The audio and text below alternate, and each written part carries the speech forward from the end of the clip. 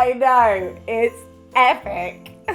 Let's do slow cooker gammon. Check that caption for the full recipes. I'm going to give you 2 variations. One if you've only got small cuts of gammon, and 2 if you've got the proper stuff.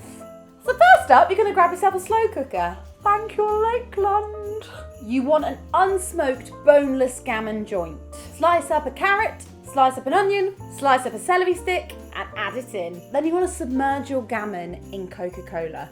We're not talking diet, we're not talking Coke Zero, we're talking full fat, full sugar, Coca-Cola Original. We're also going to add in 1 bay leaf, half a tablespoon of pink peppercorns, 1 cinnamon stick.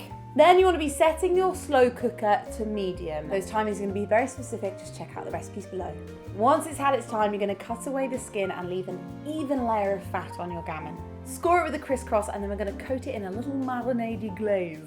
150 ml of maple syrup, 2 tablespoons of mustard, and 2 tablespoons of red wine vinegar. Whack it in the oven and be sure to baste it regularly so you get that gorgeous glaze and nothing catches. For me, it's gammon on Christmas Eve. And what's Christmas Eve without the bubbles? This is a beautiful cremant de limoux.